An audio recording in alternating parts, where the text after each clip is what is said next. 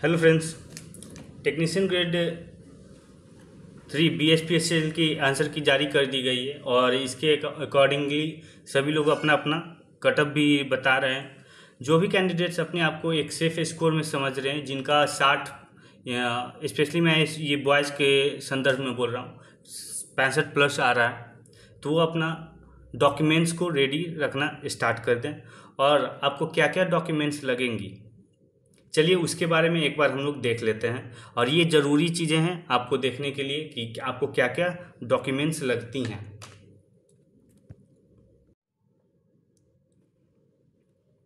पहला, आपका matric certificate for age proof. आपके पास मैट्रिक सर्टिफिकेट होना चाहिए, स्पेशली एज प्रूफ के लिए। दूसरा, मार्कशीट एंड ITI सर्टिफिकेट, जो कि आपको एलिजिबिलिटी में जिस ITI की सर्टिफिकेट की मांग की गई वो ITI सर्टिफिकेट और उसका मार्कशीट आपका दोनों होना चाहिए। इस केस में आपके पास मार्कशीट प्लस ITI से पासिंग, जो आप पास हुए हैं, उसका सर्टिफिकेट भी होनी चाहिए। तीसरा आपका हो जाएगा caste and creamy layer certificate issued by competent authority. चौथा है आपका दिव्यांग कैंडिडेट्स के लिए सर्टिफिकेट्स, जो भी कॉम्पिटेंट अथॉरिटी रहेंगे उनके द्वारा। लैंड लूजर्स के लिए या डिस्प्लेस्ड पर्सन के लिए सर्टिफिकेट चाहिए बाय डिप्टी कमिश्नर या फिर डिस्ट्रिक्ट मजिस्ट्रेट, DM द्वारा या डिप्टी कमिश्नर द्वारा। छठा, अगर आप किसी भी EWS या फ्रीडम फाइटर के लिए आप रिजर्वेशन क्लेम कर रहे हैं, तो आपको कॉम्पिटेंट अथॉरिटी द्वारा, गवर्नमेंट ऑफ बिहार के कॉम्पिटेंट अथॉरिटी द्वारा आपका सर्टिफिकेट बना होना चाहिए। सातवां, आपका परमानेंट डोमिसाइल सर्टिफिकेट होना चाहिए अगर आप रिजर्वेशन क्लेम करते हैं। अगर आपके पास टेम्पररी सर्टिफिकेट है रेसिडेंशियल, तो आपको, या आप बाहरी हैं और अपने आप को रिजर्वेशन क्लेम कर रहे हैं, तो आपकी रिजर्वेशन कैंसिल कर दी जाएगी। अगर आप युवा कैंडिडेट से होंगे तभी आपकी कैंडिडेचर को गिनी जाएगी।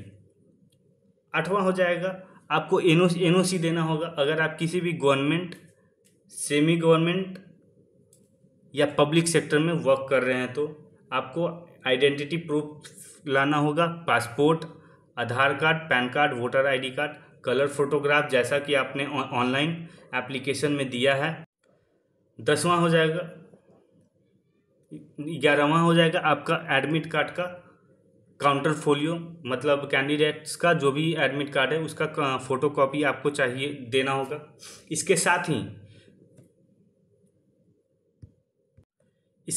ही जो GTO JEE के लिए आपका BSPSL का रिजल्ट निकला है, उसमें कुछ डॉक्यूमेंट्स को एक्स्ट्रा दी गई है, लिखी गई है, जो कि आपको लेकर आनी है। चलिए उन पर भी हम लोग बात कर लेते हैं।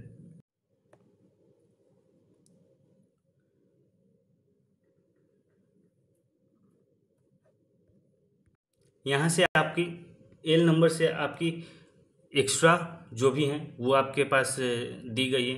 एक एफिडेविट आपको एक बनवाना होगा एग्जीक्यूटिव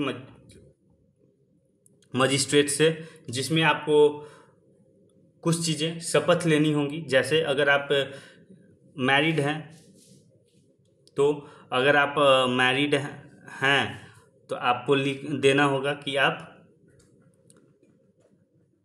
सिर्फ और सिर्फ कभी भी आप अपने अथी में डॉरी एक्सेप्ट नहीं किए हैं। अगर आप अनमैरिड है तो आप आने वाले समय में जब आपकी शादी होगी तो आप दहेज नहीं लीजिएगा।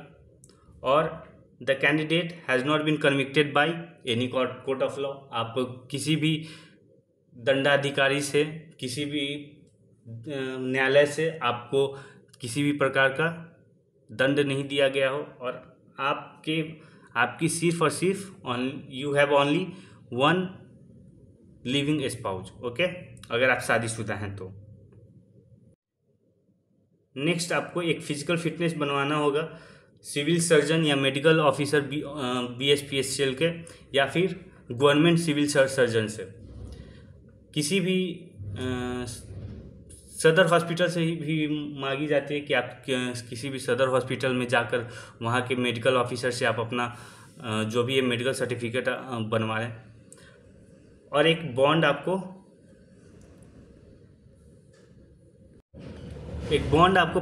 सौ रुपया के नॉन जुडिशियल स्टैम्प पेपर पर बनवाना होगा, जिसमें आपको बॉन्ड होगा आपका 50,000 का, कि अगर आप 2 साल के प्रोबेशन पीरियड में कभी भी कंपनी को लेफ्ट करते हैं, छोड़ते हैं, तो आपको 50,000 रुपया कंपनी को फाइन देना होगा। यू हैव टू पे। और अपना आइडेंटिटी कार्ड, ये तीन चीज़ें ये आपको एक्स्ट्रा में आपसे मांगी गई हैं।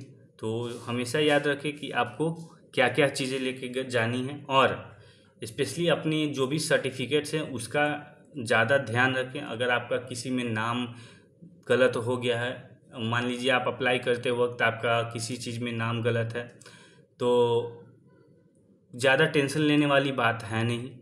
आपके पास ऑप्शंस होते हैं, आप एफिडेविट बनवा कर कोर्ट से भी दे सकते हैं कि यहाँ पर मेरी गलती हुई थी। वह एफिडेविट आपकी डीवी में एक्सेप्ट की जाती हैं। फिलहाल के लिए फ्रेंड्स धन्यवाद। अगर आप इस चैनल पर नए हैं तो लाइक और सब्सक्राइब करना बिल्कुल ना भूलें। जय हिंद।